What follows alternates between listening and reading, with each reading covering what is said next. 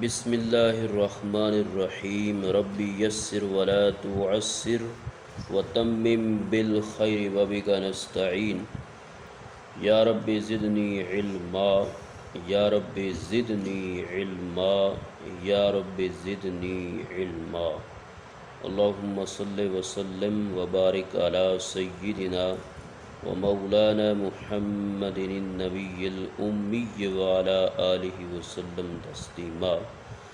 عزیز طلبہ اور معزز سامعین و ناظرین، آج چوتھے سبق کا بقیہ حصہ پڑھا جائے گا۔ دعا ہے کہ اللہ رب العزت ہم سب کے علم و عمل میں، فہم میں برکتیں عطا فرمائے اور ہمیں عربی زبان سمجھ کر قرآن فہمی کا ذریعہ بنانے کی توفیق عطا فرمائے۔ یبدأ الیوم بشروق الشمس، آج کا سبق یہاں سے شروع ہوتا ہے۔ یبدأ الیوم بشروق الشمس، بدأ یبدأ، بدأ یبدأ، بدأ یبدأ، بدأ فعل ماضی ہے اور یبدأ فعل مضارع ہے۔ فعل مضارع میں فعل حال اور فعل مستقبل دونوں زمانے شامل ہوتے ہیں۔ یبدأ شروع ہوتا ہے، الیوم دن، دن شروع ہوتا ہے، بشروق الشمس سورج کے طلوع ہونے کے ساتھ، دن سورج کے طلوع ہونے کے ساتھ شروع ہوتا ہے کہ جب سورج طلوع ہوتا ہے، نکلتا ہے تو دن کا آغاز ہو جاتا ہے۔ یبدأ الیوم، پھر دیکھیں یبدأ الیوم بشروق الشمس،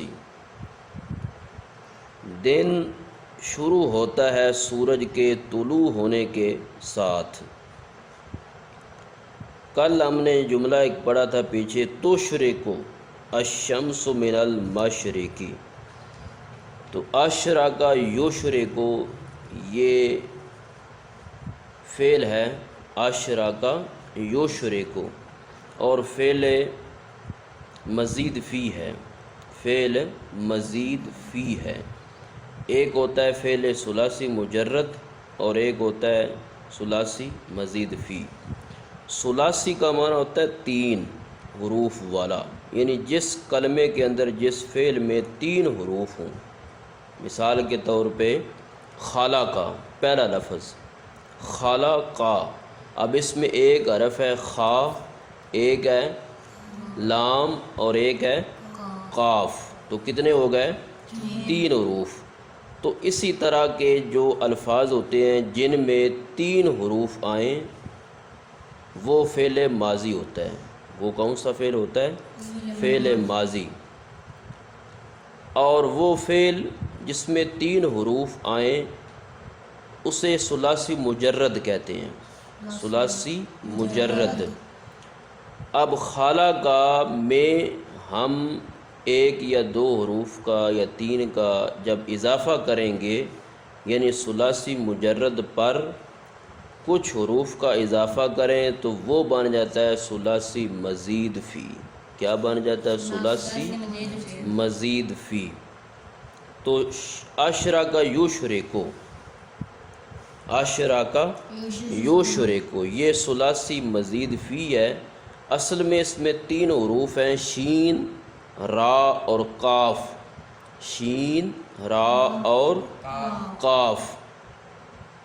تو اس پر ایک حرف کا اضافہ کیا گیا، شروع میں حمزہ لگا دیا، شارقہ سے اشراقہ، شارقہ سے اشراقہ۔ اب اشراقہ فعل ثلاثی مزید فی ہے، باب افعال ہے، اور ثلاثی مزید فی کے جو ابواب ہیں نا وہ 12 ہیں، ان کی وضاحت انشاءاللہ بعد میں ہوگی۔ تو فی الحال آپ اتنا یاد رکھیں کہ ثلاثی مجرد وہ فعل ہوتا ہے جس میں تین حروف ہوں، جس میں تین حروف شامل ہوں، جس میں تین حروف ہوں، وہ ہوتا ہے ثلاثی مجرد، اور جس میں تین پر کوئی ایک، دو یا تین کا اضافہ کیا جائے وہ ہوتا ہے ثلاثی مزید فی۔ اشرک یشرک، اس کا یہ مصدر ہے شروق۔ مصدر کیا آتا ہے؟ شارع کا یا شارع کا سے شروق مصدر آتا ہے۔ مصدر کہتے ہیں جس سے کوئی چیز نکلتی ہے۔ مصدر کا معنی کیا ہوتا ہے؟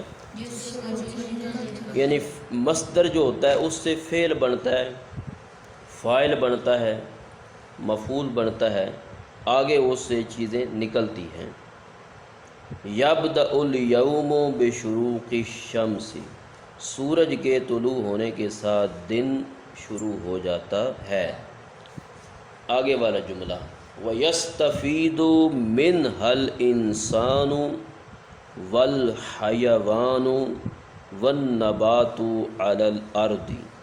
وَيَسْتَفِيدُ، واو کا معنی اور، واو کا معنی اور، یستفیدو فائدہ حاصل کرتے ہیں، فائدہ حاصل کرتے ہیں، منہا اس سے، یعنی سورج سے، سورج سے فائدہ اٹھاتے ہیں، الانسان کون کون؟ انسان، والحیوان اور جانور، والنبات اور پودے، علی الارض زمین پر، زمین پر حیوان، انسان اور پودے یہ سب مخلوقات ہیں۔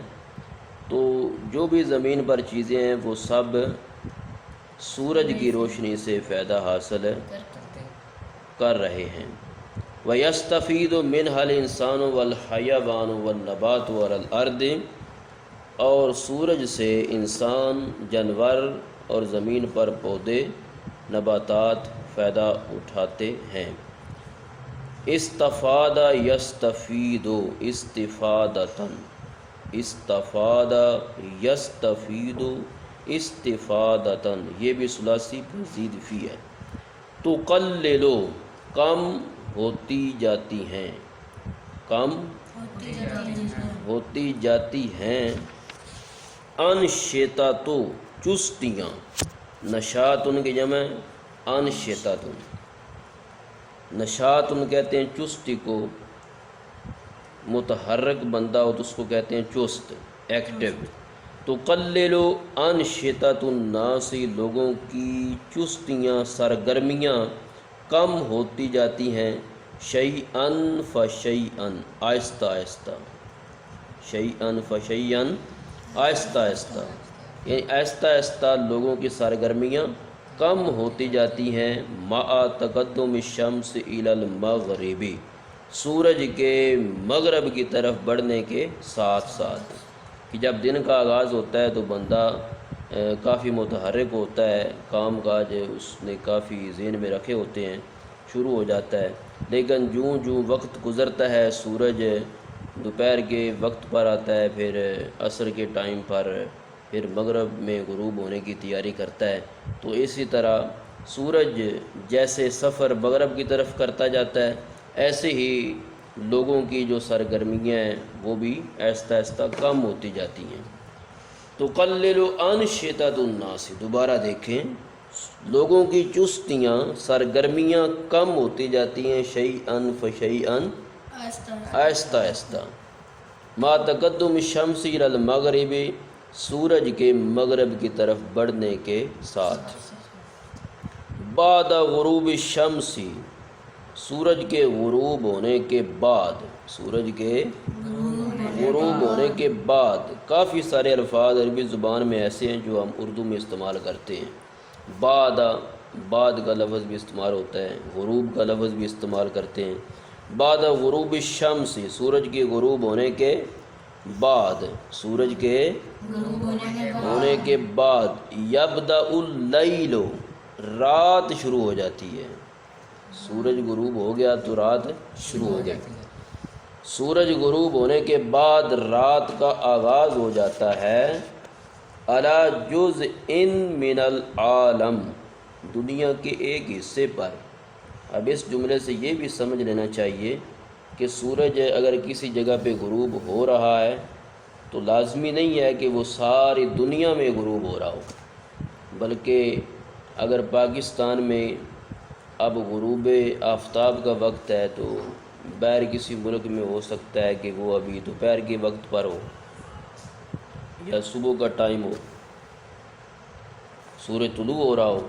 ایسے بھی ممالک ہے جن کے اور پاکستان کے ٹائم میں 24 گھنٹوں کا بھی فرق ہے، یعنی کافی سارا ٹائم کا فرق ہے۔ تو اس فرق کی وجہ یہ ہے کہ سورج ساری دنیا میں ایک ہی وقت پر غروب نہیں ہوتا، بلکہ وہ کچھ ممالک میں کسی اور ٹائم پہ غروب ہوتا ہے، کچھ میں دوسرے وقت پہ غروب ہوتا ہے۔ اسی طرح دنیا میں مختلف ممالک کے جو اوقات ہیں ان میں فرق کی وجہ یہ ہے کہ سورج ایک وقت میں غروب نہیں ہوتا، یعنی دنیا کے ایک حصے پر رات کا آغاز ہوتا ہے سورج کے غروب ہونے کے بعد، وَتُشْرِقُ الشَّمْسُ عَلَى جُزْءٍ آخَرَ، اور دوسرے حصے پر سورج طلوع ہو رہا ہوتا ہے۔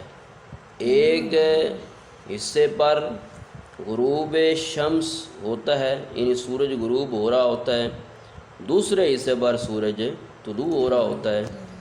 یہی اس جملے کا مفہوم ہے۔ وَهَكَذَا، اور اس طرح، وَهَكَذَا، اور اس طرح تستمر الشمس فی عملها النافع، سورج جاری رہتا ہے، تستمر مسلسل جاری رہتا ہے، چلتا رہتا ہے، فی عملها النافع، اپنے نفع بخش کام میں مسلسل لگا رہتا ہے۔ اس طرح سورج اپنے نفع دینے والے کام میں مسلسل جاری رہتا ہے، چلتا رہتا ہے۔ استمرار کا مطلب ہوتا ہے جاری، چلنا، یعنی کام جو جاری ہو رہا ہو اسے کہتے ہیں استمرار۔ فَالشَّمْسُ نِعْمَةٌ عَظِیمَةٌ، آخری پیرا، فَالشَّمْسُ، پس سورج، نعمتٌ عظیمۃ، ایک بہت بڑی نعمت ہے، سورج ایک بہت بڑی نعمت ہے۔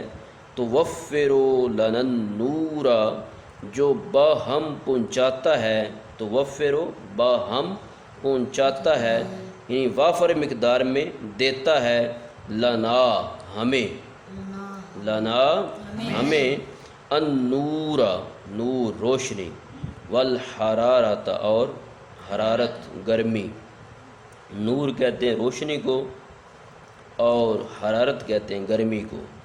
پس سورج ایک بہت بڑی نعمت ہے جو ہمیں باہم پہنچاتا ہے روشنی اور حرارت۔ وَهُمَا ضَرُورِيَانِ لِلزَّرْعِ، اور یہ دونوں چیزیں یعنی روشنی بھی اور گرمی بھی یہ ضروری ہیں، کس کے لیے؟ لِلزَّرْعِ، کھیتی باڑی کے لیے، زراعت کے لیے، وَالْفَوَاكِهِ، اور پھلوں کے لیے۔ سورج کی روشنی اور گرمی سے پھل پکتے ہیں، فصلیں پکتی ہیں، تیار ہوتی ہیں، تو اس لیے یہ دونوں چیزیں جو سورج سے ہمیں مل رہی ہیں مفت میں، اللہ تعالیٰ کی بہت بڑی نعمت ہے جو ہمیں مفت میں مل رہی ہے، اور سورج سے ہمیں روشنی اور حرارت دونوں چیزیں ملتی ہیں۔ یہ دونوں چیزیں پھلوں کو اور فصلوں کو پکانے میں بہت زیادہ ضروری ہیں۔ وَكَذَلِكَ يَنزِلُ الْمَطَرُ، اور اس طرح بارش برستی ہے، بارش بسبب الشمس سے، سورج کی وجہ سے۔ بارش بھی کس وجہ سے آتی ہے؟ سورج کی وجہ سے، کیونکہ سورج کی حرارت سے پانی جو ہے وہ آبی بخارات میں بدلتا ہے، بخارات اوپر جاتے ہیں جو بادلوں کی صورت اختیار کرتے ہیں، پھر وہ بادل جب کسی ٹھنڈے مقام پہ پہنچتے ہیں تو ان سے بارش ہوتی ہے اللہ کے حکم سے۔ وَلَهَا فَوَائِدُ أُخْرَى، اور اس کے اور بھی فائدے ہیں، اور اس کے دوسرے بھی بہت سے فائدے ہیں۔ وَلَهَا، اور اس کے یعنی سورج کے، فَوَائِدُ أُخْرَى، دوسرے فائدے بھی ہیں۔ الکلمات الجدیدہ، جدید کلمات یعنی نئے الفاظ جو آپ نے اس سبق کے اندر سیکھے ہیں، نئے الفاظ، ان کے معنی کی وضاحت میں نے کر بھی دی ہے۔ مزید یہ جو الفاظ لکھے ہوئے ہیں ان کے معنی کو آپ نے غور سے سننا ہے اور ان کو کاپیوں کے اوپر نوٹ بھی کرنا ہے تاکہ یہ آپ کو یاد رہیں۔ خالقہ اس نے پیدا کیا، خالقہ اس نے پیدا علامات نشانیاں، علامتیں، الکون دنیا، جہان، تشرقو وہ چمکتی ہے، وہ چمکتی ہے۔ تو چونکہ یہ واحد مؤنث غائب کا صیغہ اس لیے ترجمہ اس طرح کر رہے ہیں کہ وہ چمکتی ہے، وہ طلوع ہوتا ہے، سورج جب لگائیں گے تو وہ طلوع ہوتا ہے۔ تزینو وہ مزین کرتی ہے، خوبصورت بناتی ہے۔ اشعۃن کرنیں، شعائیں، الزرع کھیتی باڑی، زراعت، دیاءن روشنی، دیاءن روشنی، نشاطن چستی، سرگرمی، تقدمن آگے بڑھنا، تقدمن آگے بڑھنا، کذالک اسی طرح، تستمرو وہ جاری رہتی ہے، توفرو وہ باہم پہنچاتی ہے، النور روشنی، فواکہ پھل، فاکہۃن کی جمع ہے فواکہ، فاکہۃن کہتے ہیں پھل کو، فروٹ، اور فواکہ اس کی جمع ہے۔